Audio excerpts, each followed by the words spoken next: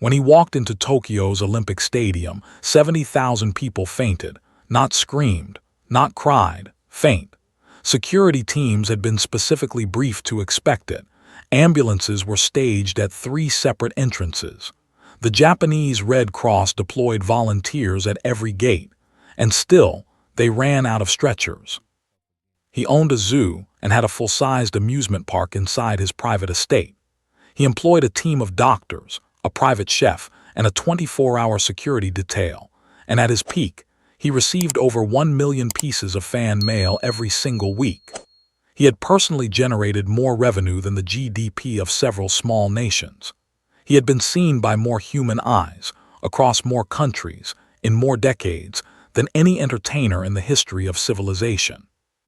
His name was Michael Joseph Jackson, and on the morning of June 25, 2009, the greatest comeback in the history of music, 50 sold-out concerts, tickets gone in 4 hours, and a production budget larger than most Hollywood blockbusters, was 3 weeks away from beginning.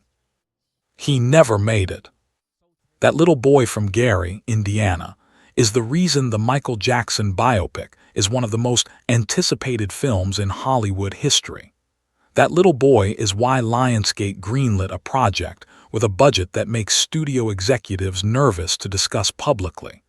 That little boy is why Anton Fuqua spent 3 years in pre-production. That little boy is why Jaafar Jackson has been in rehearsal for months, carrying the weight of his uncle's legacy on a body that looks almost identical to the original. Stay with us for the next minutes, because what happened between that backyard in Gary and that bedroom floor in Los Angeles is not just a story about music. It is a story about what America does to the people it decides to love, and it is a story that the world is finally ready to hear the truth about. Gary, Indiana in 1958 is not a city of softness. It is a city of shift work and steel dust, of Saturday church and Monday overtime, and of parents who do not have the luxury of wondering whether their children will be happy, because first they need to be fed. The Inland Steel Company dominates everything: the skyline, the economy, the lungs of the men who work there. Joseph Walter Jackson Joe is one of those men. He operates a crane. He is precise, demanding, and exacting in everything he does. He doesn't just do his job, he dominates it. His coworkers know not to cut corners when Joe is on shift. Joe Jackson also plays guitar in a rhythm and blues band called the Falcons. He believes, with the absolute certainty of a man who has never fully tested the belief, that he was meant to be something more than a crane operator. He practices at home in the evenings while Catherine puts the children to bed. He plays the same chord changes over and over, the way a man tries to remember a dream he woke up from too soon. The Falcons never make it.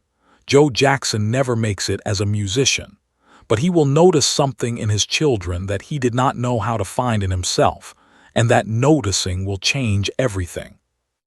Catherine Esther Scrouse was born in Alabama in 1930. She grows up in a household where music is as natural as breathing. Her father plays fiddle, her uncle plays guitar, and the family sings together in a way that people in Gary will later describe as something between a talent and a sacrament. She moves north, meets Joe at a dance, and marries him in 1949. She is warm where Joe is cold, patient where Joe is impatient. She plays piano, she sings. She teaches her children that music is not performance, it is expression. It is the thing you do when words are not enough. Together they have 10 children: Rebby, Jackie, Tito, German, Latoya, Marlon, Brandon, who lives only 1 day, Michael, Randy, Janet. The 2-bedroom house on Jackson Street holds all of them, all their noise and hunger and ambition and fear, in rooms so small that you could stand in the middle of any one of them and touch both walls. Michael Joseph Jackson is born on August 29, 1958. He is the 9th of the 10 children. He weighs 8 pounds, 8 ounces. The delivery is unremarkable. Catherine goes home in 2 days. There is no money for anything longer. He begins to walk at 9 months. He begins to imitate, exactly, perfectly, with a precision that his mother will later call frightening in the most loving possible way, anything he sees.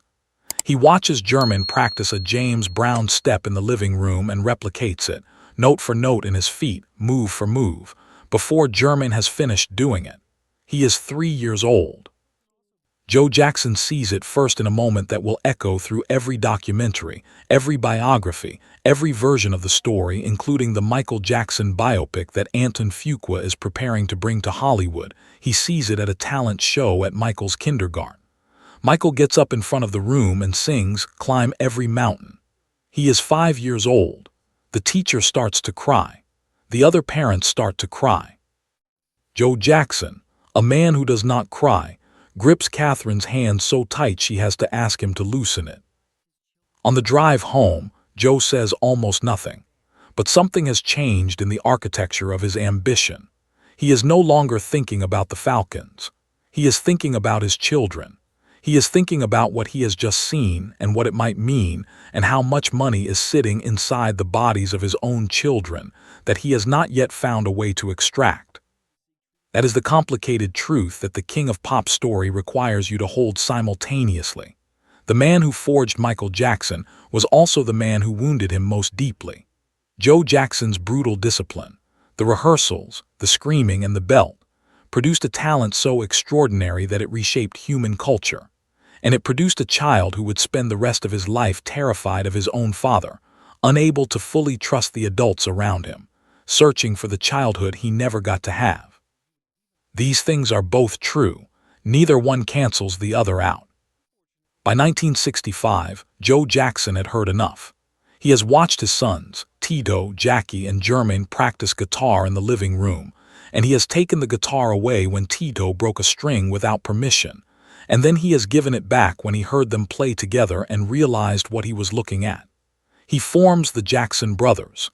He is their manager, their booker, their director, their disciplinarian. The rehearsals begin in the living room and migrate to the garage. Joe installs a practice space with a mirror so the boys can see every mistake in their own reflections. They rehearse 4 hours every day. On weekends, 6. They play local talent shows. They play church halls.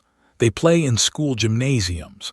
They play bars that are technically too rough for children to be in, but Joe Jackson has never been stopped by the word technically. Michael is 6 when he joins the group. He is not invited in because Joe shows favoritism. Joe Jackson has never shown favoritism in his life. He is invited in because one afternoon, while the older boys rehearse, Michael is in the corner of the garage replicating everything they do perfectly, with a feel that the older brothers cannot yet match. Joe watches for 20 minutes without saying a word. Then he says, "Get in line." The group's name changes to the Jackson 5. They start winning everything. The Regal Theater in Chicago, the Apollo Amateur Night in New York, where the audience is legendary for its cruelty to mediocrity and its explosive generosity toward excellence. The audience at the Apollo Amateur Night responds to 11-year-old Michael Jackson the way they responded to a young James Brown and a young Aretha Franklin before him, with the stunned, almost disbelieving recognition that something historic is happening in front of them right now. Bobby Taylor of Bobby Taylor and the Vancouvers sees them perform in 1968. He calls Barry Gordy at Motown within 24 hours. "I've found something," he says. "You need to come see this before somebody else does." Barry Gordy is not easily impressed. He has worked with Stevie Wonder. He has built Diana Ross. He has turned Marvin Gaye from a session drummer into a philosopher poet. He has heard the words, "You need to see this," approximately 10,000 times in his career, and 9,900 of those times have been wrong. He sends a talent evaluator first. The evaluator comes back and says 4 words, "Sign them right now." The Jackson 5 sign with Motown in 1969. They move to Los Angeles. Catherine and the children move into a house in Encino, a world away from Gary, literally and in every other sense. For the first time, Michael Jackson sees a house with more than 2 bedrooms. He sees a swimming pool. He sees a lawn that extends further than he can run. He presses his face against the school bus window on the drive to their new house and does not say a single word. I Want You Back goes to #1 in 4 weeks. Then ABC goes to #1. Then The Love You Save. Then I'll Be There. 4 #1 single from a group that didn't exist in the national consciousness 18 months earlier. In the history of American music, only the Beatles have charted this kind of immediate, consecutive, unstoppable dominance. And at the center of every song, this boy, Michael, 11 years old, 12 years old, singing about love with a depth of feeling that adult vocalists spend careers trying to locate. When Michael sings I'll Be There, the song's producer Hal Davis stands in the control booth and wipes his face with a handkerchief. He tells colleagues later that he did not know if he was listening to a child prodigy or an old soul who happened to be in a child's body. He decides it doesn't matter. The result is the same either way. The boys appear on The Ed Sullivan Show. They appear on American Bandstand. They have their own animated television series, a Saturday morning cartoon where 5 animated Jackson brothers go on adventures between musical numbers. They receive 4,000 pieces of fan mail every day at the Motown offices. There are riots outside their hotel rooms. At one concert stop, the crowd tears the bumper off their tour van. But here is what is happening beneath the surface of all that success and what the Michael Jackson biopic with Anton Fuqua at the helm will have to explore with honesty. Michael Jackson is not living a childhood. He is performing one. Every hotel room, every tour bus, every late-night show, every city that blurs into the next city. He is working. He is always working. While other boys his age are playing baseball and riding bicycles and getting into the kind of low-stakes trouble that teaches you who you are, Michael Jackson is standing in a spotlight, being consumed by a world that wants everything he has. He would tell an interviewer decades later, "I remember looking out the window of the tour bus and seeing a park. There were children playing, and I thought, I have never done that. I have never just played in a park." He pauses. Then he says, "I have never just played." He says it the way a man describes a language he was never taught to speak. The king of pop is already being built, but the foundation is laid on top of a wound that will never fully close. The Jackson 5 leave Motown in 1975, a departure that is messy, litigated, and bitterly contested. They sign with Epic Records. German, who has married Berry Gordy's daughter, stays behind. Randy joins. They become the Jacksons. They continue to tour, to record, to perform. But the machine that felt unstoppable has begun to show its first cracks.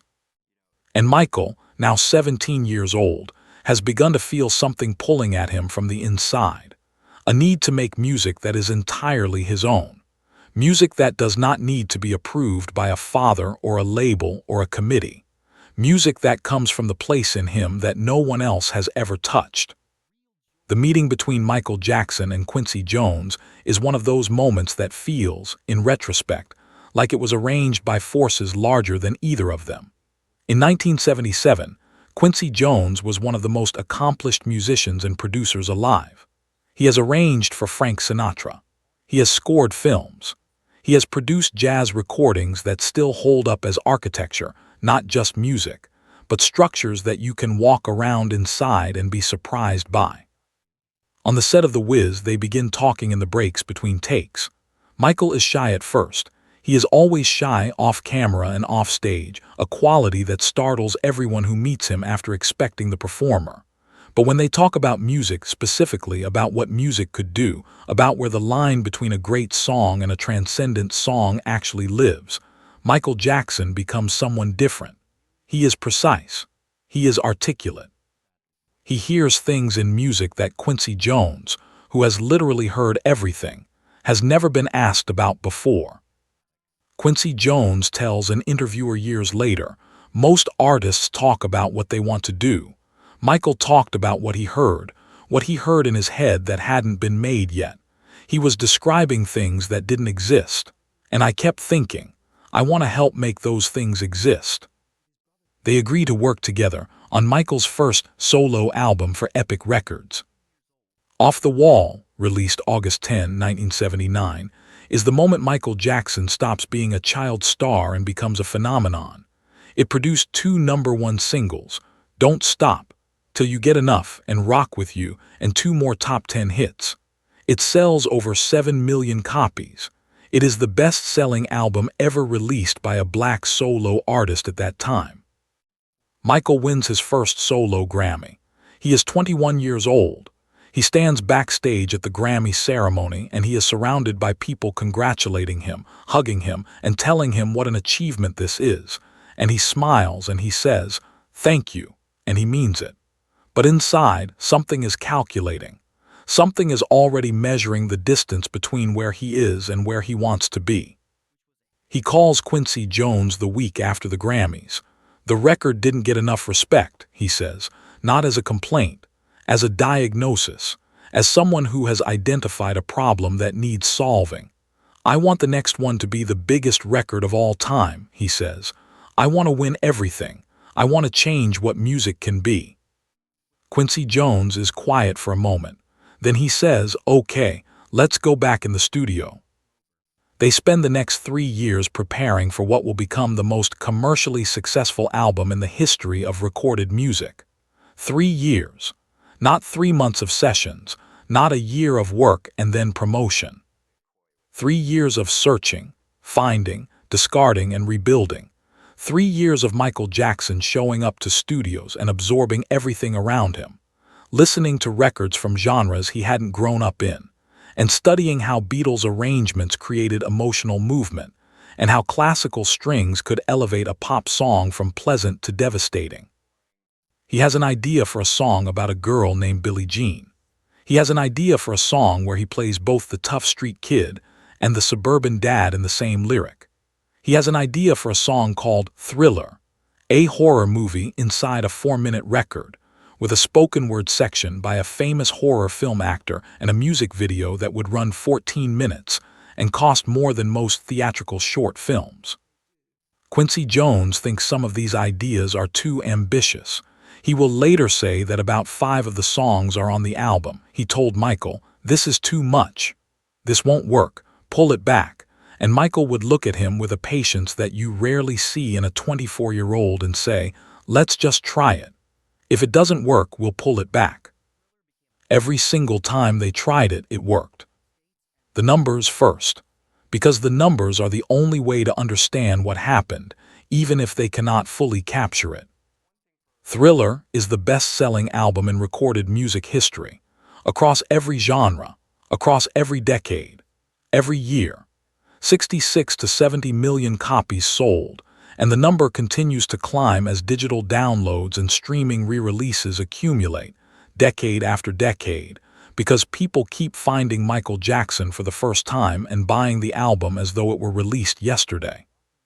The MJ estate confirms that Thriller still generates significant revenue every single calendar year, more than 4 decades after its release. The album produces 7 singles, 7 from a 9-track album, and all 7 are charted in the top 10. The Girl Is Mine, a duet with Paul McCartney, is actually the first single, and it is the weakest track on the album by a significant margin, and it still goes to number 2. Billie Jean, Beat It, Wanna Be Startin' Something, Human Nature, PYT, Thriller. Each one a different genre, each one perfect within its genre. All of them were released from the same 9-track album. The album wins 8 Grammy Awards in a single night, a record at the time and still among the highest single-night Grammy tallies in history. Michael Jackson stands at that podium 8 times. He brings his mother Catherine to the show. She watches her son collect trophies, and she cries quietly in a way that she hopes the cameras don't catch. What happens next has been analyzed by dance historians, sports scientists, biomechanical engineers, and choreography professors. It has been slowed down to single-frame increments and studied. It has been replicated by professionals who have spent years of their lives learning to move, and none of them replicate it the same way. The Moonwalk. Physically, the moonwalk is a technique that can be described. The body weight shifts to the ball of one foot while the other foot slides backward on its heel. As the weight transfers, the sliding foot becomes the planted foot, and the process reverses. The technique, in various forms, existed before Michael Jackson. Tap dancers, mimes, and soul musicians had used versions of it. Michael himself credits the technique to a group of street dancers called the Electric Boogaloos, who he had been watching and studying for years. But what Michael does in that moment, in those 6 seconds on the Motown 25 stage, is not a technique. It is a revelation. It is a man appearing to move backward while everything in his body suggests he is moving forward. It is the visual equivalent of something impossible. And 47 million people watching at home see it simultaneously and respond the same way, with a sound that is not quite a gasp and not quite a scream, but something between the two, the involuntary vocalization of witnessing something that should not be possible. Fred Astaire, one of the greatest movement artists in the history of cinema, calls Michael Jackson the morning after the broadcast. "You're a hell of a mover," he says.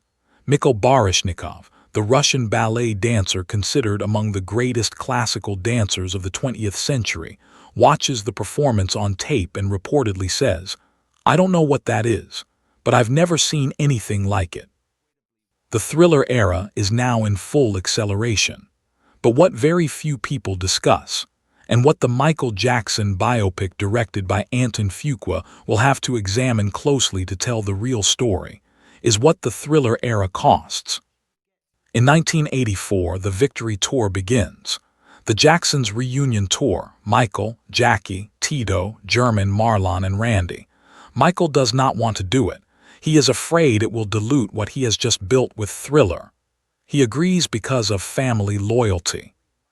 He will later describe the Victory Tour as one of the most difficult professional experiences of his life, not because of the performances, which are extraordinary, but because of the negotiations, the business conflicts, the ticket pricing controversy, and the feeling of being pulled backward into a family structure that his talent has already outgrown. In January 1984, filming a Pepsi commercial on the stage of the Shrine Auditorium in Los Angeles, a pyrotechnic misfired. The explosion reaches Michael's hair. He is burned. Second-degree burns on his scalp. He is rushed to Cedars-Sinai Hospital. The doctors prescribe painkillers for the burn pain. Michael Jackson's relationship with pharmaceutical pain management begins here.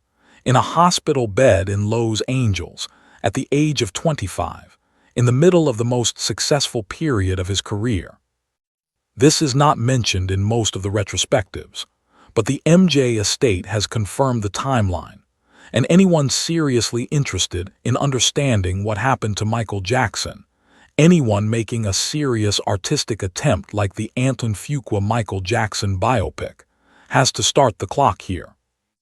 Because what the Thriller era really is, underneath all the records and the Grammys and the Moonwalk and the 47 million people watching at home, is this. It is the peak of a mountain. And Michael Jackson, standing at that peak, cannot see how far down the other side goes. He is 25 years old. He is the most famous human being on earth. He is already in pain, and the world is just getting started with him. In 1988, Michael Jackson purchases Neverland Ranch for $14.6 million. He renames it Neverland, after J.M. Barrie's fictional island, the place where children never have to grow up, where imagination is the only currency that matters, and where a boy can fly if he believes hard enough. The name is not accidental. Michael Jackson knows exactly what he is doing. He is building, with the financial resources that the Thriller era has generated, the childhood that Gary, Indiana, and Joe Jackson and Motown and the Victory Tour and the entire machine of his celebrity never allowed him to have. He is building it in the hills of California, with a Ferris wheel and a zoo and a movie theater, and he is inviting children from hospitals and underprivileged communities to come and experience it because he wants them to have what he never had. And because, he will say in interviews, being around children is the only time he feels completely free. "When I'm with children," he tells Martin Bashir years later, "I'm not Michael Jackson. I'm just a person. They don't care about Thriller. They care about whether I'll go on the roller coaster with them." The tabloids find another story in the same facts. They see a grown man building a children's amusement park on his private estate and inviting children to sleep over, and they write the story they decide to write. The phrase, "Wacko Jacko," which Michael Jackson will later call the single most painful name anyone ever gave him, more painful than anything else said about him publicly, appears in print for the first time in the British tabloids in 1985. It spreads to America by 1988. It is everywhere by 1990. Michael Jackson's response to the tabloid assault is to retreat further into Neverland, which makes the tabloids intensify, which makes him retreat further, a cycle that will define the last 20 years of his life. He begins to give fewer interviews. He appears in public less frequently. When he does appear, the transformation in his physical appearance, the vitiligo, the multiple surgeries, the changing face, gives the tabloids new material that they use with a ferocity that today reads, in retrospect, as something closer to a coordinated campaign than journalism. Meanwhile, the music continues. Bad, in 1987, is proof that genius cannot be domesticated by circumstance. 5 consecutive #1 singles from a single album, still a record. The Bad World Tour, 123 concerts, 15 countries, 4.4 million tickets sold. Michael Jackson performs in stadiums around the world while the tabloids chip away at his reputation one front page at a time. He is somehow doing both simultaneously, creating art at the highest level of human achievement while being publicly dismantled, piece by piece, in a way that no modern celebrity has experienced at anywhere near the same intensity or duration. The king of pop does not take vacations. He does not have dinner parties. He does not have a group of friends who sit around and tell him when they think he's making a mistake. He has employees. He has family, complicated, financially entangled family. He has a small circle of people who are fiercely loyal but not always fiercely honest. He is one of the loneliest people on earth. He just happens to be lonely inside a zoo, on a ranch, surrounded by amusement park rides and the laughter of children who are visiting for the day. Dangerous, released November 26, 1991, is Michael Jackson's most sonically adventurous album. He works with Teddy Riley, the architect of New Jack Swing, the sound that will define early 1990's R&B. And the combination of Riley's rhythmic innovation with Michael's melodic instincts produces something that sounds completely contemporary without abandoning the emotional architecture of everything Michael has made before. The opening track, Jam, features a rap verse by Heavy D. The album includes Black or White, which will have the largest premiere audience in the history of music television when it debuts simultaneously in 27 countries on Fox, MTV, and BET, reaching an estimated 500 million viewers. It includes Heal the World, an anthem that will be adopted by charitable organizations globally and taught in elementary schools on multiple continents. It includes Will You Be There, which samples the Cleveland Symphony Orchestra and is used over the closing credits of the film Free Willy to become one of the most recognizable pieces of music of the decade. Dangerous sells 32 million copies. By the standards of any artist other than Michael Jackson, it is a career-defining achievement. By the standards of Michael Jackson, it is what comes after the career-defining achievement, and the press is already beginning to treat it as a diminishment rather than a continuation. Hollywood hasn't quite figured out what to do with Michael Jackson at this point. He's too big for conventional narratives. The story people want to tell about him, the child star who cracked under the pressure, the eccentric who lost his grip on reality, doesn't fit the evidence of the music. Because the music is extraordinary. The music is the work of a man who is not cracking. The music is the work of someone who is, if anything, getting more ambitious, more technically precise, and more emotionally sophisticated with every record he releases. The Dangerous World Tour runs from 1992 through 1993, with 67 concerts in 30 countries. At one stop in Bucharest, Romania, a country that had been under brutal communist dictatorship until 1989, a country that had never hosted a rock or pop concert of any scale. 70,000 people attend, and the event is broadcast live on HBO, reaching 65 million homes. People who had never owned a television set watched it on screens that neighbors had carried into the streets. Then 1993 arrives, and everything changes. The accusation comes from Jordan Chandler, 13 years old, and his father Evan Chandler, a dentist who would later be credibly accused by Jordan himself of having coached the story and financially motivated by a screenplay deal. Michael Jackson is placed under criminal investigation by the Los Angeles Police Department and the Santa Barbara County Sheriff's Office simultaneously. His home is searched. His private medical records are reviewed. He is examined physically, against his will, by law enforcement physicians. He maintains his innocence in a televised statement delivered with the kind of controlled fury of a man who knows that fury is the least useful emotion he can display. "I am not guilty of these allegations," he says, "but if I am guilty of anything, it is of giving all that I have to give to help children all over the world." The criminal investigation was closed in 1994 without charges. The civil case is settled, not, Michael's legal team is careful to specify, as an admission of guilt, but as the pragmatic decision of a man who cannot survive a civil trial while simultaneously trying to maintain a career. The settlement amount is reported at approximately $23 million. Michael Jackson marries Lisa Marie Presley in May 1994. The world does not know what to do with this information. The daughter of Elvis and the king of pop, two people who understand in different ways what it is to be a certain kind of famous, the kind that becomes its own prison. They are together for 20 months. The marriage ends amicably, or as amicably as these things can. He releases A Chai Story, Past, Present, and Future Book I in 1995, a double album, one disc of greatest hits, one disc of entirely new material. The new material is angrier, more personal, and more politically charged than anything he has released before.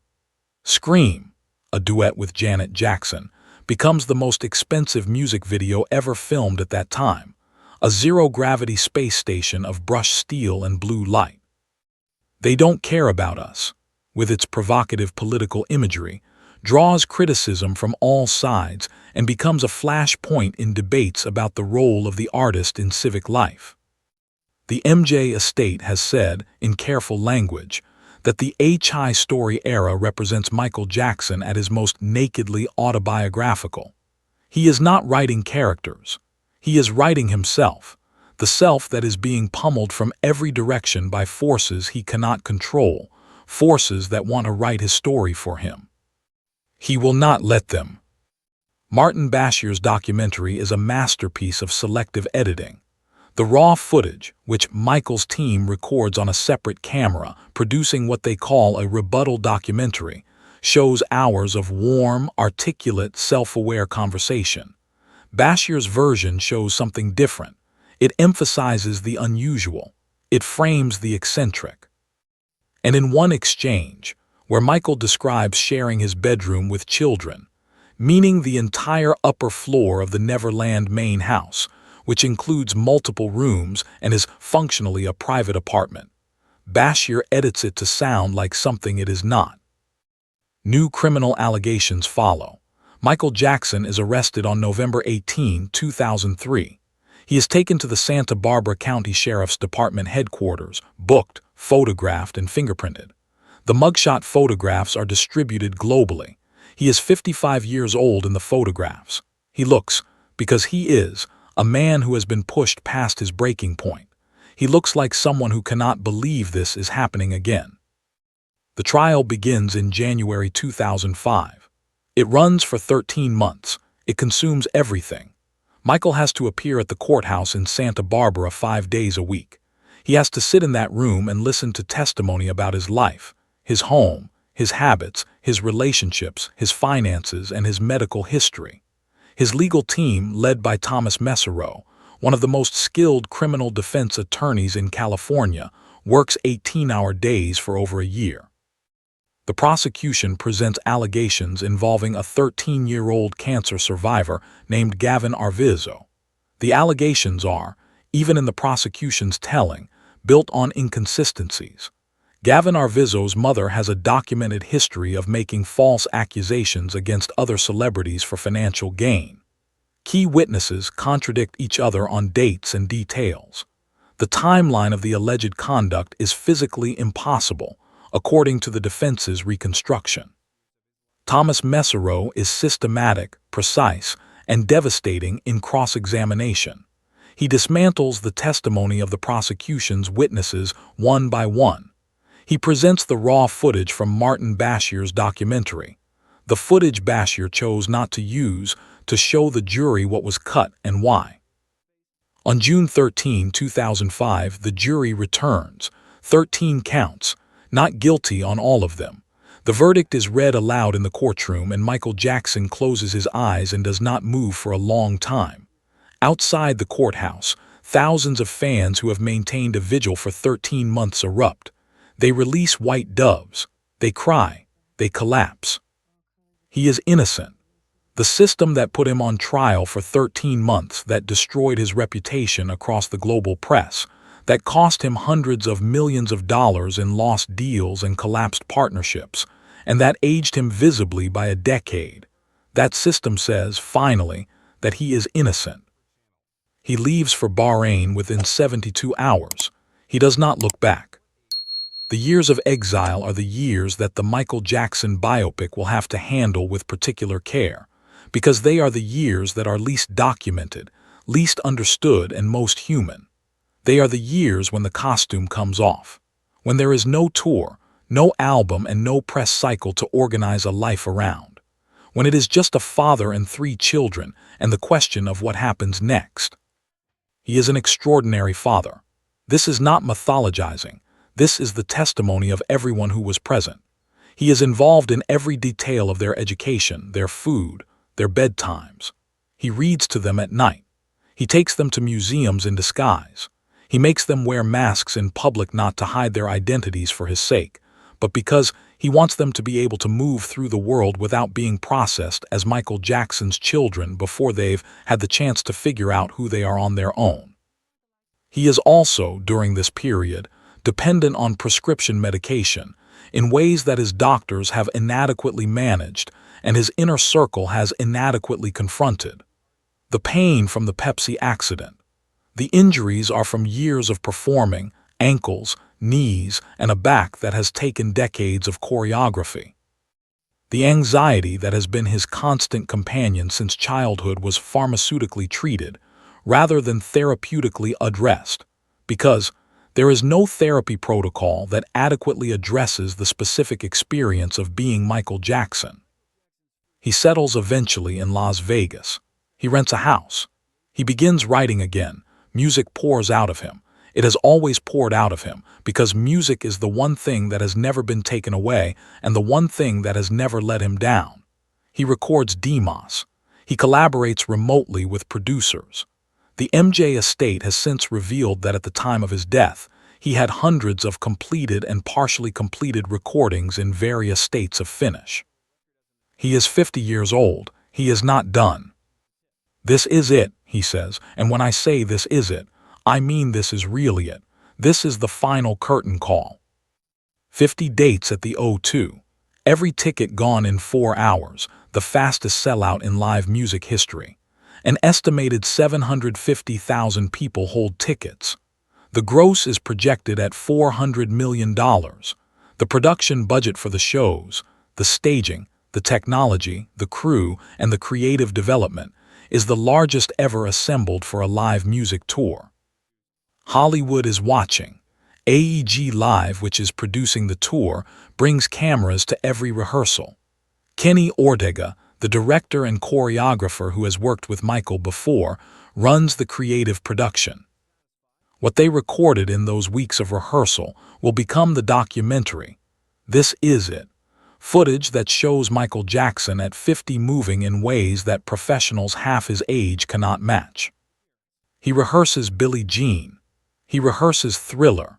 He rehearses new material, including a short film sequence for Earth Song that involves a rainforest, a bulldozer, and a moment of environmental accusation delivered at a volume that will shake the O2's foundations. He is electric. He is precise. He is, against all odds and at the end of all that history, he is ready.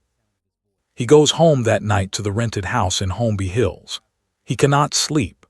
Sleep has been the enemy for years, a body too conditioned by performance adrenaline to descend into rest on its own, a mind too full of music and anxiety, and the approaching reality of 50 concerts to simply be quiet.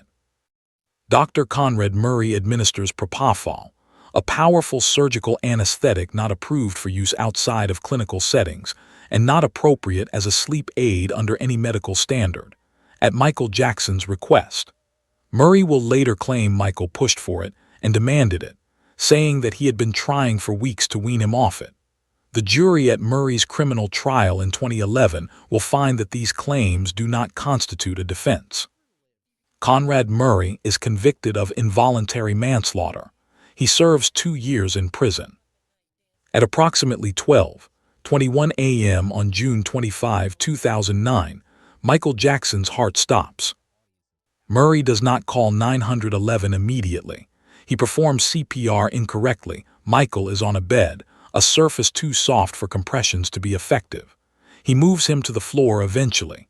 He calls 911 at 12:21. Paramedics arrive at 12:26. They find Michael Jackson with no pulse, no respiration, and pupils fixed and dilated. They work on him for 42 minutes in the house.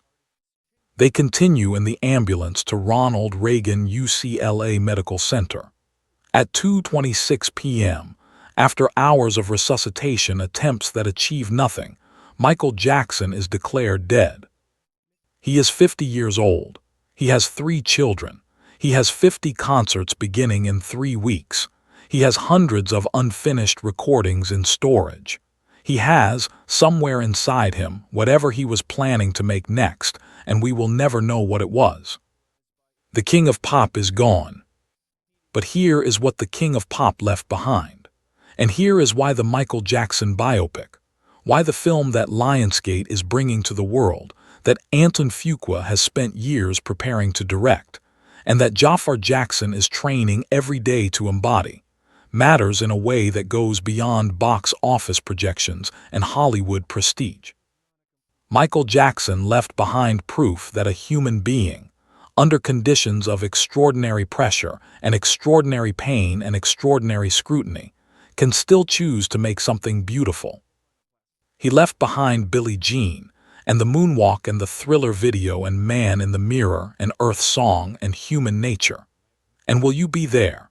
And all of those things exist in the world because one boy from Gary, Indiana, refused, every single time the world tried to break him, to stop creating. The Michael 2026 biopic is not a nostalgia project. It is not a museum piece. It is Lionsgate and Anton Fuqua and Jaafar Jackson and the entire creative team saying to the world, we owe this story a serious telling.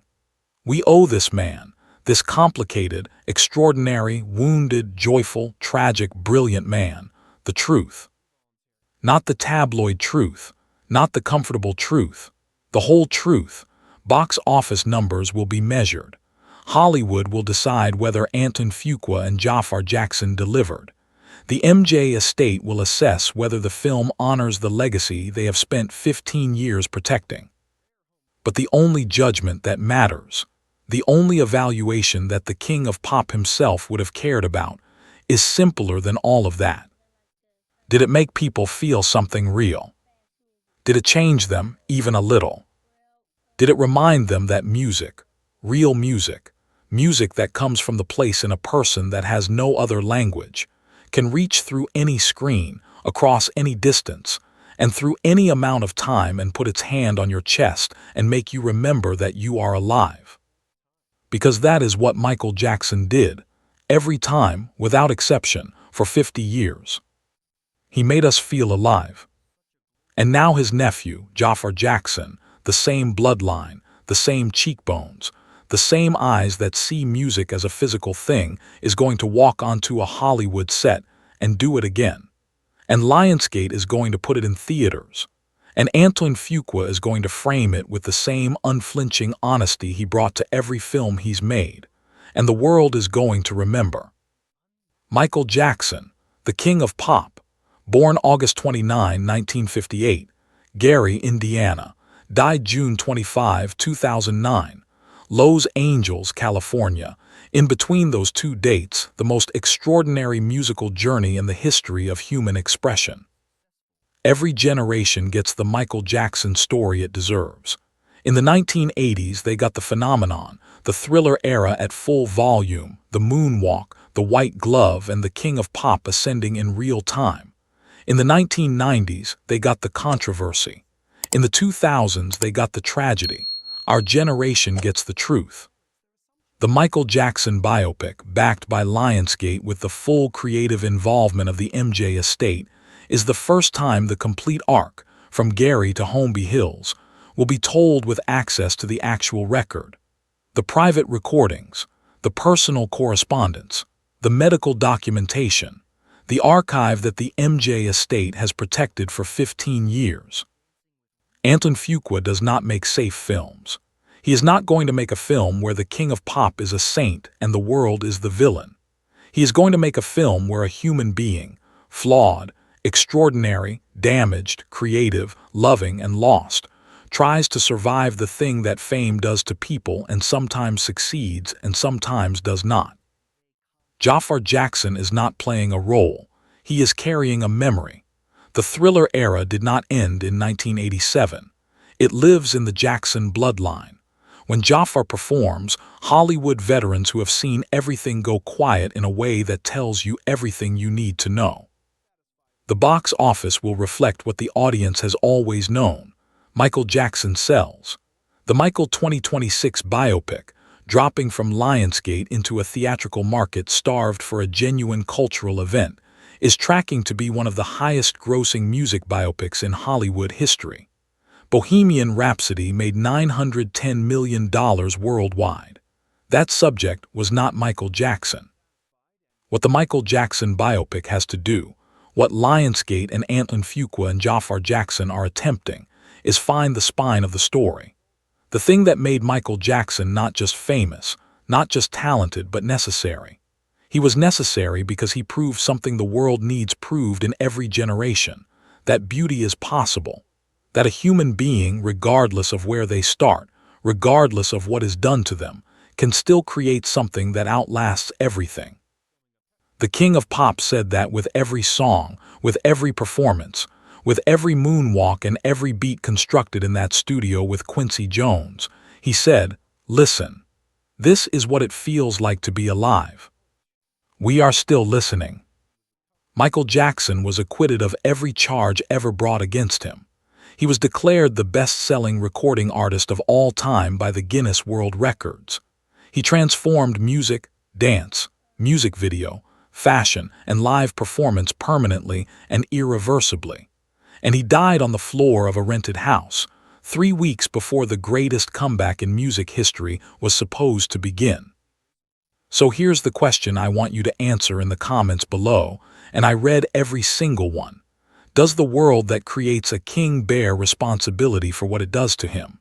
And do you believe the Michael Jackson biopic, with Jaafar Jackson and Antoine Fuqua, will finally give the king of pop the story he deserved? Drop your answer. I'm listening. If you love Rise to Fame documentaries, then check out our Rise to Fame documentaries of your favorite celebrities on our channel. You will love each and every one of them.